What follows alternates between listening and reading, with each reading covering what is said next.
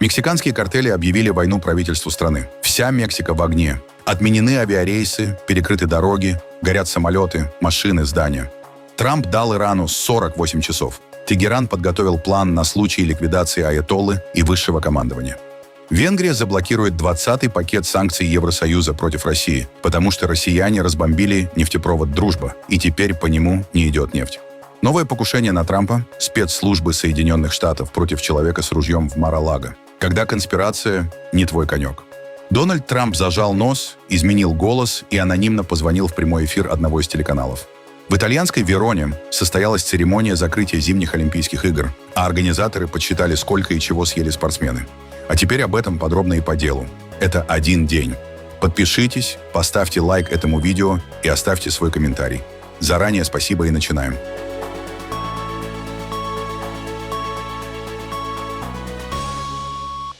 Картели объявили войну правительству Мексики после ликвидации наркобарона Немесио Осегера Сервантеса, известного как Эль Менчо. По официальным данным, операция прошла в городе Тапальпа на западе страны, а сам Эль Менчо скончался от ран во время воздушной транспортировки в больницу. В рейде участвовали подразделения армии, федеральной полиции и морской пехоты. Были также ликвидированы 4 членов картеля, 2 получили тяжелые ранения. Среди военных сообщается о 3 раненых. Неофициальные источники утверждают, что Сервантес был смертельно ранен во время проверки автомобиля на блокпосту в Пуэрто-Вальярта. На фоне сообщений о его гибели в ряде регионов вспыхнули беспорядки. По данным местных СМИ, как минимум в 8 штатах боевики поджигали автомобили, магазин, аптеки и перекрывали дороги. На дорогах злоумышленники разбрасывали металлические шипы для повреждения шин, а в отдельных случаях силой отбирали автомобили у водителей, чтобы использовать их для блокад. Работу общественного транспорта временно остановили до стабилизации ситуации.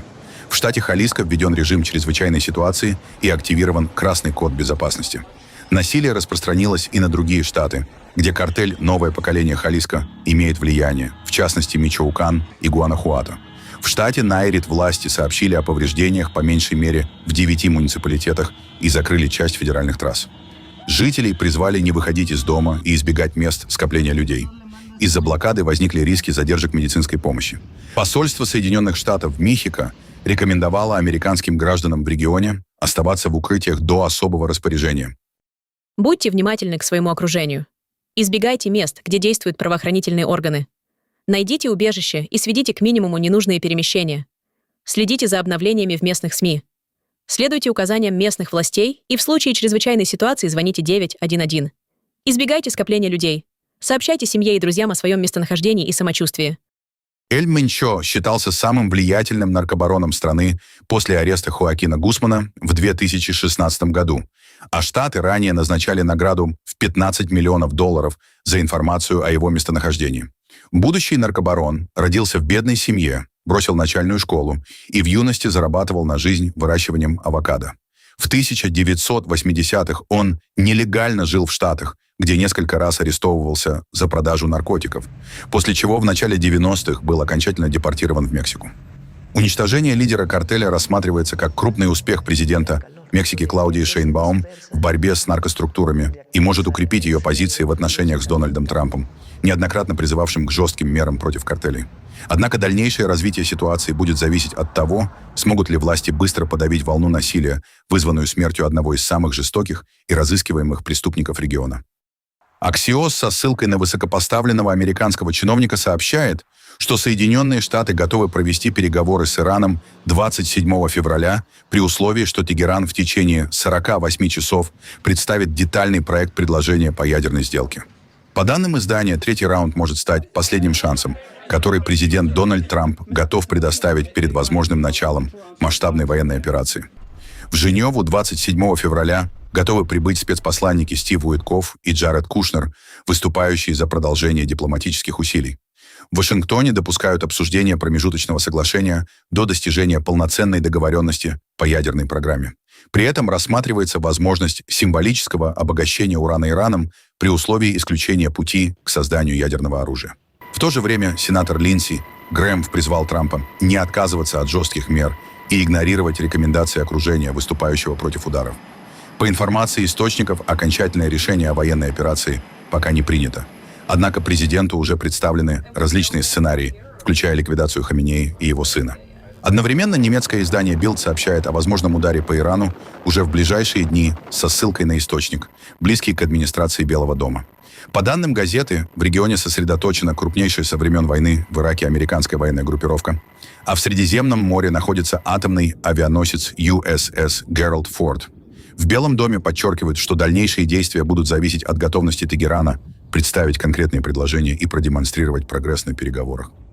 The New York Times со ссылкой на источники в Тегеране сообщила, что верховный лидер Ирана Али Хаминеи распорядился подготовить план преемственности на случай возможной попытки Штатов ликвидировать иранское руководство. По данным издания, он определил по 4 возможных преемника для военных и политических руководителей, которых назначает лично, и потребовал, чтобы аналогичные списки подготовили и другие высокопоставленные чиновники. Газета также утверждает, что еще в прошлом году Хаминеи сформировал перечень из 3 кандидатов, которые могут занять его пост в случае его смерти. Среди вероятных фигур источники называют секретаря Высшего совета национальной безопасности Ирана Али Лариджани, влияние которого в последние месяцы заметно усилилось. По информации собеседников, он курировал подавление протестов и активно участвовал в международных контактах, в том числе с Россией. На этом фоне роль президента Ирана Масуда Пезешкиана, как утверждается, стала менее заметной, а ключевые решения фактически проходят через Лариджани. В публикации также упоминаются другие влиятельные соратники Хаминеи, включая его военного советника Яхью Рахима Сафави и спикера парламента Мохаммада Багир Галибафа. Источники издания добавляют, что иранские военные усиливают подготовку к возможному конфликту с Вашингтоном, размещая баллистические ракеты у границы с Ираком и на юге страны. Официальных комментариев иранских властей по поводу публикации пока не поступало. Министр обороны Великобритании Джон Хилли заявил, что хочет стать первым главой ведомства, который направит британских военных в Украину. По его словам, это станет сигналом завершения войны и достижения мира. Об этом Хилли написал в своей колонке в The Telegraph. Он заявил, что стремится стать первым главой оборонного ведомства, который направит британские войска в Украину после заключения мирного соглашения. Накануне 4-й годовщины полномасштабного вторжения он отметил, что 2026 год должен стать годом завершения войны.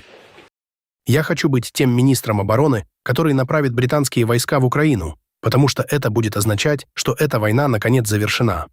Это будет означать, что мы достигли мира путем переговоров. А безопасная Европа нуждается в сильной, суверенной Украине».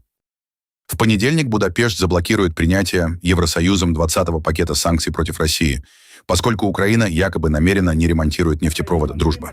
Ранее об этом заявил премьер-министр Венгрии Виктор Орбан, а глава МИДа Петер Сиярто озвучил эту угрозу в соцсети. На завтрашнем заседании Совета по иностранным делам Евросоюза намерены принять 20-й пакет санкций. Венгрия заблокирует его. До тех пор, пока Украина не возобновит транзит нефти в Венгрию и Словакию по трубопроводу с «Дружба», мы не позволим принимать решения, важные для Киева. Напомним, 6 февраля Еврокомиссия представила проект 20-го пакета санкций против Российской Федерации, который планируется утвердить до 24 февраля, 4-й годовщины полномасштабного вторжения. Главный удар направлен на энергетику и финансовую систему. Предлагается ввести тотальный запрет на морские услуги для российской нефти, расширить санкционный список теневого флота до 640 судов и заблокировать обслуживание танкеров. Между тем, около 1000 венгров и украинских иммигрантов прошли маршем по Будапешту в знак поддержки Украины в преддверии 4-й годовщины полномасштабного вторжения России. Марш состоялся на следующий день после начала предвыборной кампании к парламентским выборам в Венгрии в апреле, и поддержка Украины стала одной из главных тем. С самого начала я ожидала, что Украина станет кульминацией избирательной кампании. Украина не наш враг.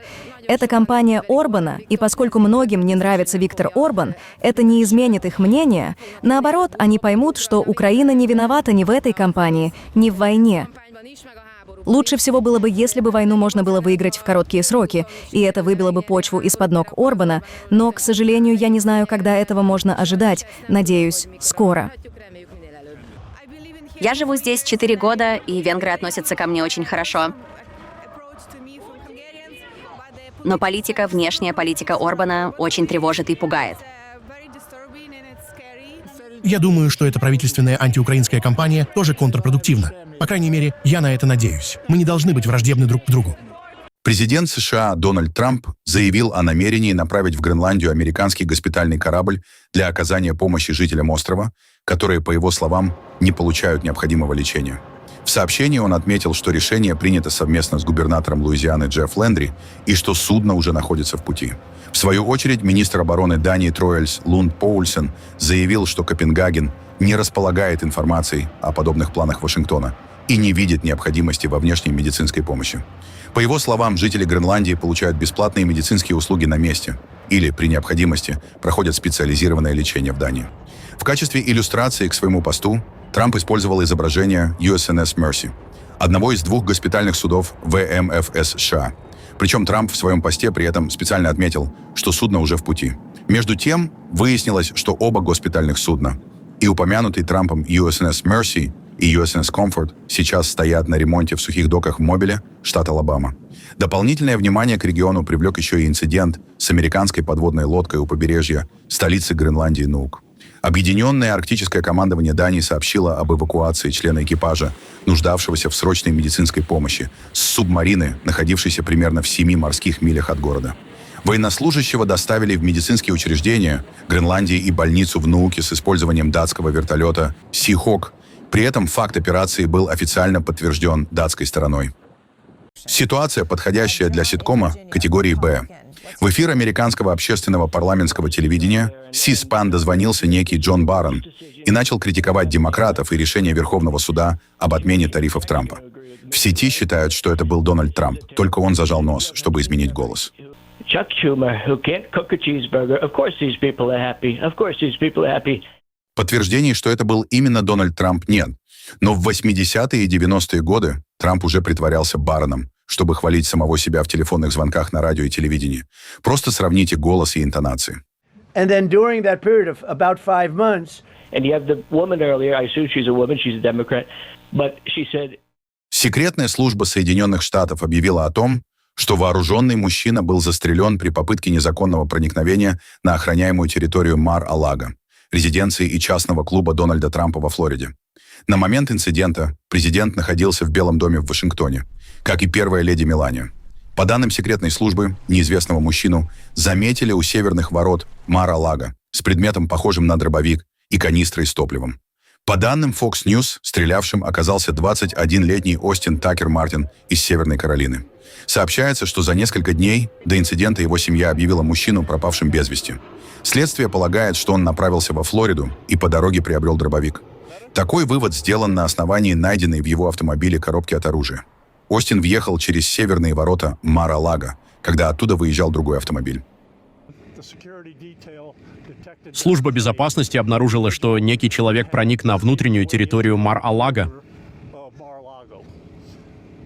Заместитель шерифа и 2 агента секретной службы отправились в этот район для расследования. Они столкнулись с белым мужчиной, который нес канистру с бензином и дробовик. Ему было приказано бросить эти 2 предмета, которые были у него с собой, после чего он положил канистру с бензином и поднял дробовик в стрелковую позицию. В этот момент заместитель шерифа и 2 агента секретной службы открыли огонь и нейтрализовали угрозу. Он скончался на месте происшествия. Я покажу вам фотографию дробовика и канистры с бензином, которые у меня есть. Вот что нам известно на данный момент. Расследование продолжается. ФБР является ведущим следственным органом по этому делу. Мы будем оказывать им помощь любым способом, который они сочтут нужным.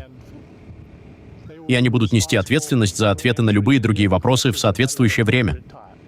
Участвовавшие в инциденте агенты секретной службы будут отстранены от службы на время расследования в соответствии с политикой ведомства.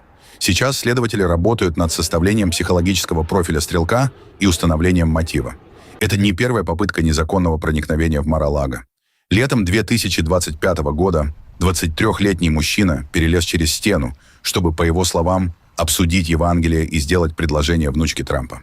В январе 2020 года группа мужчин на черном внедорожнике прорвалась через 2 пропускных пункта на пути к резиденции, но была остановлена и задержана силовиками. В апреле 2019 года на территорию проникла китаянка, обманув агента секретной службы. У женщины нашли 4 телефона, ноутбук и флешку. Мгновенно ставшая знаменитой фотография бывшего принца Эндрю после допросов полиции, сделанная фотографом информационного агентства Reuters в стиле классических папарацци, появилась в экспозиции Лувра. Активисты движения против миллиардеров все ненавидят Илона, повесили фотографию Эндрю Маунтбеттен-Виндзора с подписью «Он потеет сейчас, 2026». Организаторы акции заявили, что опозорившийся член королевской семьи должен быть привлечен к ответственности. Фотография и подпись провисели в одном из залов Лувра 15 минут, после чего сотрудники музея убрали портрет бывшего члена королевской семьи. Часть информации, которой располагают США о внеземной жизни и неопознанных летающих объектах, содержит данные, которые невозможно объяснить, заявила конгрессвумен Анна Паулина Луна. По ее словам, некоторые технологии, вероятно, также могут не иметь человеческого происхождения. По ее данным, в Пентагоне и ФБР хранится более 20 документов, в доступе к которым ранее отказывали даже членам Конгресса. Луна добавила, что термины о межпространственных существах использовались свидетелями, чьи показания изучались в ходе слушаний. Тем не менее, она подчеркнула, что остаются случаи, которым нет объяснений, и поэтому конгрессмены, по ее словам, должны получить полный доступ к этим материалам. Напомним, президент США Дональд Трамп поручит министру обороны Питу Хексету раскрыть правительственные документы о внеземной жизни и НЛО. Свое решение Трамп объяснил огромным интересом к этому вопросу. А еще ранее Трамп обвинил бывшего президента Барака Обаму в разглашении секретной информации, касающейся пришельцев. В итальянской Вероне на сцене исторического амфитеатра Арена ди Верона состоялась церемония закрытия зимних Олимпийских игр 2026. Темой шоу стала «Красота в действии». В программе приняли участие артисты Акиле Лауро, Бенедетто Поркароли и Роберто Боле, а также прошел традиционный парад спортсменов. Олимпийский огонь был символически погашен одновременно у Арка Мира в Милане и на площади Анджело ди Бона в Кортине д'Ампеццо. Во время церемонии состоялась передача олимпийского флага Франции, где в Альпах пройдут зимние Олимпийские игры 2030. За время соревнований было разыграно 116 комплектов наград, а лидером медального зачета стала сборная Норвегии с 41 медалью, опередив Соединенные Штаты и Нидерланды. В играх приняли участие более 2900 спортсменов из 92 стран. При этом дебютантами зимней Олимпиады стали представители Бенина, Гвинеи-Бисау и Объединенных Арабских Эмиратов. За 2 недели зимних Олимпийских игр в Милане и Кортино д'Ампеццо спортсмены съели около тонны сыра Грана Падано, в среднем по 2 головки в день. Об этом сообщил генеральный директор оргкомитета Милан Кортино Андреа Варнье в заключительный день соревнований. По его словам, столь внушительные объемы питания объясняются молодым возрастом атлетов и высокими энергозатратами в элитных зимних видах спорта. Ежедневно в Олимпийской деревне в Милане готовили до 4500 завтраков, обедов и ужинов. В Кортине почти 4000, еще 2300. В Предаццо при этом разработка меню заняла около года. Несмотря на сжатые сроки, задержки строительства и логистические сложности из-за разбросанных по Северной Италии объектов, оргкомитету удалось провести крупнейший зимний мультиспортивный форум без сбоев. Несколько интересных фактов, поскольку мы так часто говорим о еде. В деревнях в среднем ежедневно потребляется 365 килограммов макарон, 10 тысяч яиц, 8 тысяч чашек кофе, 60 килограммов сыра Грана Падано и 12 тысяч кусочков пиццы, что является действительно значительными цифрами. Мы произвели расчет, и я надеюсь, что этот расчет верен. Я его не проверял. Но если бы мы сложили все подносы, использованные для всех блюд, приготовленных в деревне друг на друга, у нас получилась бы башня высотой 60 километров, что примерно в 18 раз выше Тофаны, высота которой составляет 3220 метров. Я сказал это, чтобы дать вам представление. Поэтому это действительно значительные цифры. В городе Струмица проходит ежегодный карнавал. Одно из крупнейших культурных событий Балкан, традиционно организуемое в конце февраля или начале марта перед Великим постом. Праздник приурочен к началу прощенных дней Тримерские дни и уходит корнями в глубокую древность, сохраняя элементы народных обрядов и символики. Центральным событием становятся костюмированные шествия с участием местных жителей и гостей, которые представляют яркие образы, сатирические сценки и традиционные маски. Улицы города заполняются музыкой, танцами и театрализованными представлениями, создавая атмосферу всеобщего веселья и праздника.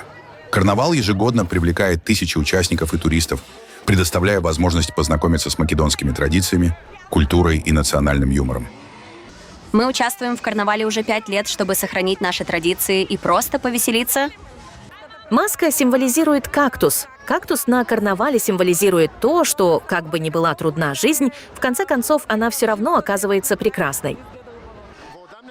В древние времена люди считали тотемы божествами, символами традиций, любви и веры. Поэтому сегодня вечером мы несем послание. любить и уважать друг друга больше.